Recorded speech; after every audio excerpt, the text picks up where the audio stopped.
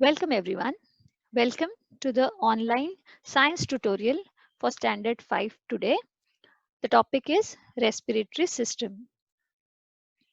Now let us first understand how many systems are there in our body. There are 8 systems: nervous system, skeletal system, muscular system, digestive system, circulatory system, excretory system, reproductive system, and respiratory system. We are going to discuss about respiratory system in detail today. Now, what is respiratory system? It is a system of organs which help in the function of respiration. And what are those organs? Nose, nasal passages, pharynx, larynx, trachea, bronchi, and lungs. These all organs are interconnected and they help in the function of respiration. Let us see the parts of the respiratory system. Now here you can see the different parts.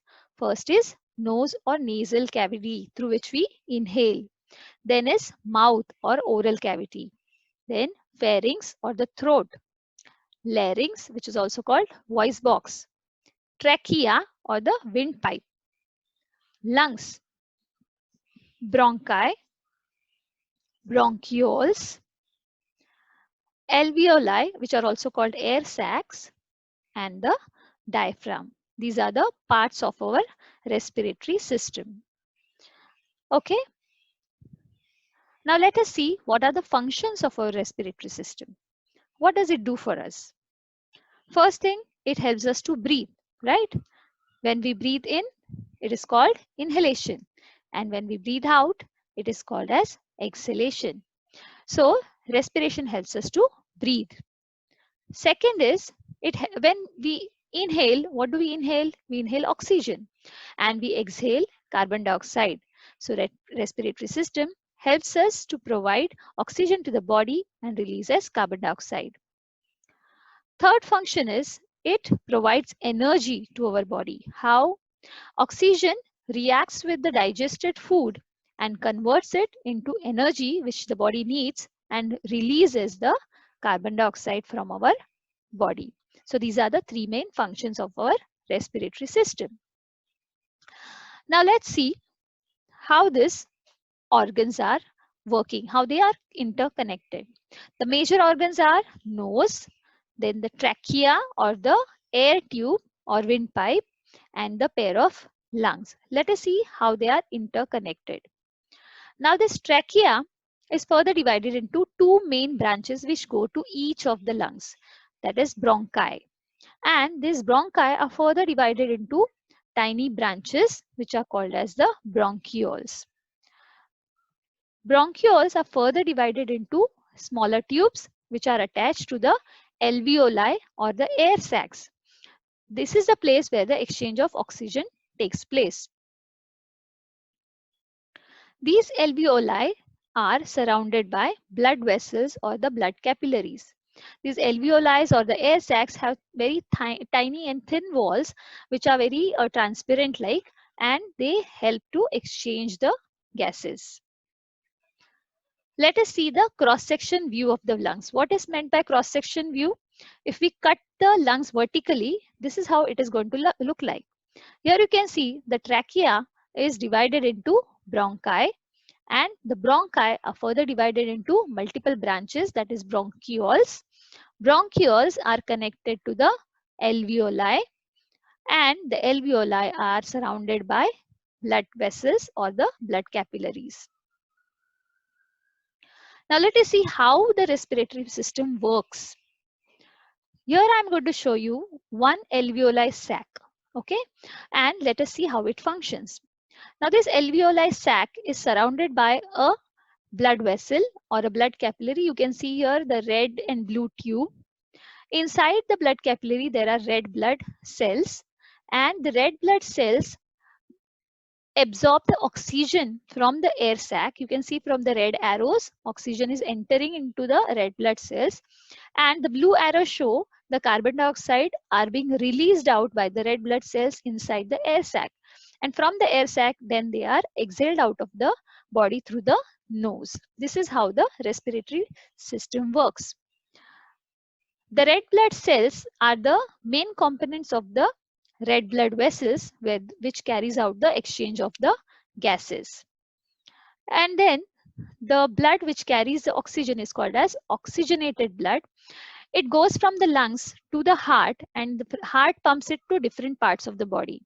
Whereas the deoxygenated blood, that is the blood which contains more of carbon dioxide and less of oxygen, that is pumped from different parts of the body to the heart, and heart sends it to the lungs for exchange of gases. This is how the total respiratory system works. Now, what will happen if it does not function well? We'll have some disorders, right? And this disorders or diseases will affect the functioning of lungs. I have listed here only a few of the common diseases. There are many, but I have listed only 4 of them. Let us see one by one. Asthma, pneumonia, lung cancer, and COVID-19. First is asthma. Now, asthma is a condition in which the person has a difficulty in breathing. Why? Because his bronchial tubes are choked or swollen. Now you can see here the bronchial tube. I've circled it with a blue line. It is swollen and it is filled with mucus. And the other one, that is the normal bronchial tube, you can see it is proper, it is broad. In the asthmatic patients, the airway is so narrow, so they get very little amount of air, and that is the reason they have difficulty in breathing. Now let us see the next condition, that is pneumonia. Pneumonia is a condition which is because of the infection caused by the bacteria or virus or fungus. Here, these bacteria and all, they enter the alveoli sacs, and the pus formation takes place in these sacs. Once the pus formation takes place, what will happen? The exchange of gases cannot take place properly. And so the pneumonia patient has a difficulty in breathing, and he gets less amount of oxygen, and that is why he has to be put on a ventilator. Next is lung cancer. Now here what happens, a person who is a smoker or who consumes tobacco, they are continuously inhaling poisonous or toxic gases inside the lungs. And so the normal functioning of the lungs is disturbed. And so what happens, you can see the patches there, I've circled, and even the dark colored lungs, the lungs are totally damaged. The condition becomes very severe. The patient, the health of the patient deteriorates very badly because of this.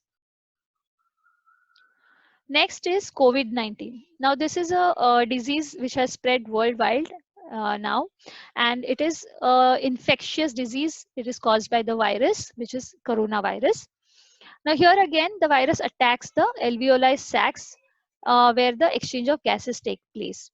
Now it is a condition similar to pneumonia. So when the condition becomes severe, it becomes like pneumonia. The pus formation takes place, exchange of gases is hampered, and so the person does not get enough oxygen, and he has to be put on ventilator. So these are the conditions, these are the disorders because of various reasons. So we have to protect our lungs. How can we do that? First and foremost thing is we can exercise regularly to breathe harder. Why do we do that? To improve our lung capacity. Okay. Second thing is no smoking. We should not smoke at all. Third is we have to prevent infections. Now, if we have cough, cold, or if somebody has this problem, what they should do, they should cover their mouth and prevent the infections from spreading. Next is you can breathe very hard, breathe deeply. And last is avoid exposure to pollutants. You should cover your nose and mouth while going out with a mask. This is how we can protect our lungs. Now today we have learned the following. We have covered the following points about respiratory system. We have learned about the different parts, what are the functions, how the respiratory system works, what can happen if it does not function properly, and how to protect our respiratory system. I hope you have understood this session very well. Thank you very much for attending. Bye-bye.